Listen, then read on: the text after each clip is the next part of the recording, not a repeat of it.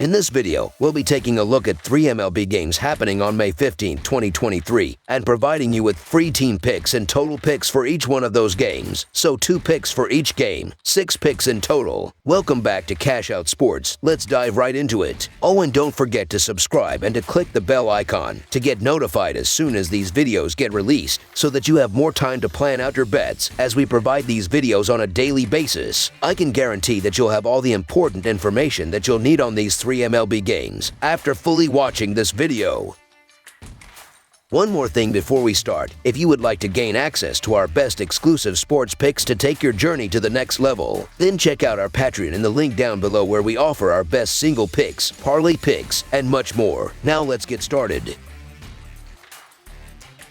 Chicago Cubs vs. Houston Astros. The Houston Astros will host the Chicago Cubs on Monday inside Minute Maid Park as both teams look to climb the standings in their respective divisions. Jameson Taillon will take the mound for Chicago in search of his first win of the season. He will be opposed by the Astros' Framber Valdez, who already has 7 quality starts this season. The Cubs are 1-5 in their last 6 road games and 2-5 in their last 7 overall. The Astros are 135-66 in their last 201 during Game 1 of a series and 4-1 in their last 5 overall. The over is 5-0 in Cubs' last 5 overall. The under is 5-0 in Astros' last 5 overall. The under is 42-22 in the last 64 meetings in Houston and 23-11-1 in the last 35 meetings. At 22-18, the Cubs have the 10th best record against the run line in the MLB, but I can't take them in this matchup. Chicago has lost every game started by Jameson Taillon this season, and I see that trend continuing on Monday.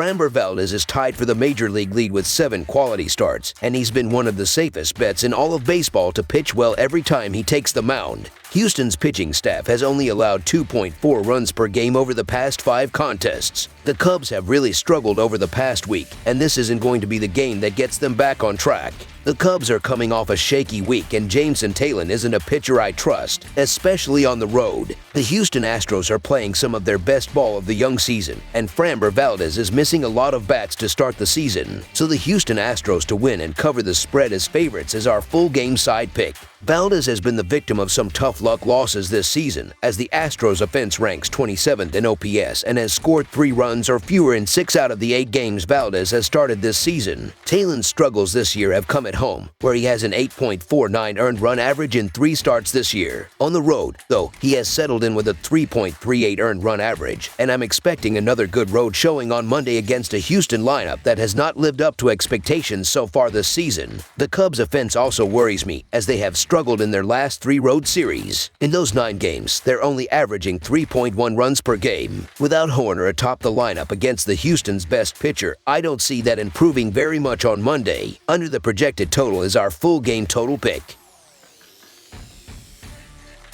Cincinnati Reds vs. Colorado Rockies. It's a new week in Major League Baseball, and one of the more intriguing matchups on Monday's slate pits the Cincinnati Reds against the Colorado Rockies. Cincinnati comes into this one at 18-22, while Colorado is currently 17-24. Cincinnati is 4-1 in their last 5 games overall and 16-36 in their last 52 games against the National League West, while the over is 6-0 in their last 6 series opening games. Colorado is 5-2 in their last 7 home games and 9-4 in their last 13 games overall, while the under is 7-1 in their last 8 games against a team with a losing record. While this may not pop off the schedule as a thrilling matchup, we have one of the better up-and-coming pitchers in Hunter Greene taking the ball for the Reds. That's enough to keep me interested in the game. The Reds have just been a pesky team this year. They're kind of in baseball limbo right now, but they have a lot of gritty players, and that goes a long way. There are no easy wins when the Reds come up on the schedule. As for the head-to-head numbers, they're limited, but Cincinnati's roster is 5-10 against Seabold with 5 singles. I like Hunter Greene's stuff, and Greene is a pitcher that's familiar with pitching in a hitter-friendly park playing for the Reds, and being at Coors Field is tough, but it's not something he's not capable of dealing with. Connor Seabold is a pitcher that I've still had issues backing going back to last year with Boston, and I think he struggles to match zeros with Greene here. Considering Greene is a bit more battle-tested in the starting role than his opposing pitcher, Connor Seabold, look for the Reds ball club to take advantage of the Coors Field boost and secure a victory in the series opener. So the Cincinnati Reds money line is our full game side pick.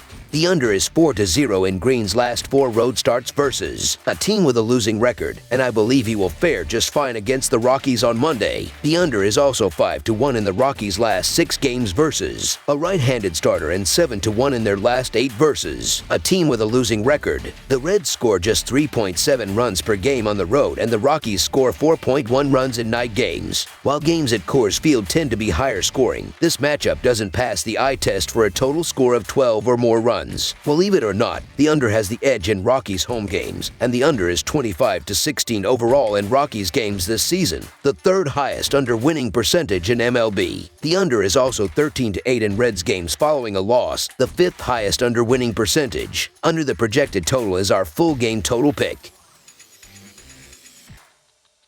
Kansas City Royals versus San Diego Padres. Neither team wants to remember this past weekend, as the Kansas City Royals and San Diego Padres both got swept. They'll have to go through each other if they want much-needed redemption to begin a new week. Late last season, these teams played a 3-game set in Kansas City, with the Padres taking 2 games. This Monday night clash will be the first of 3 in San Diego, California. The Royals are 15-42 in their last 57 road games and 14-37 in their last 51 overall. The Padres are 2-5 in their last 7 interleague games and 0-4 in their last 4 overall. The under is 4-1 in Royals' last 5 overall. The under is 22-7-1 in Padres' last 30 overall. The Royals are 4-1 in the last 5 meetings in San Diego. Both teams are coming off 3-game series in which they got swept, and I expect the Padres to recover better than the Royals. The Padres enjoy the luxury of returning home, while the Royals hit the road, which is always tough during a losing streak. The pitching matchup is about as even as it gets, with Brad Keller posting a 4.31 earned run average and a 1.76 WHIP, while Michael Wacha posts a 4.82 earned run average and a 1.34 WHIP. I expect this game to come down to some situational hitting and reliance on big hitters to break these teams out of their slumps, which the Padres possess while the Royals do not. In terms of trends, the Royals have dropped their past 4 games on the road against an interleague opponent, and I expect this trend to continue on into this game. I don't want to back the San Diego Padres as much as the next guy, especially with how quiet they've been offensively as of late. However, the Padres aren't playing the Dodgers anymore, and they need to take advantage of games like this at home if they're to be taken seriously. The Royals aren't good, so the San Diego Padres to win and cover the spread as favorites is our full game side pick.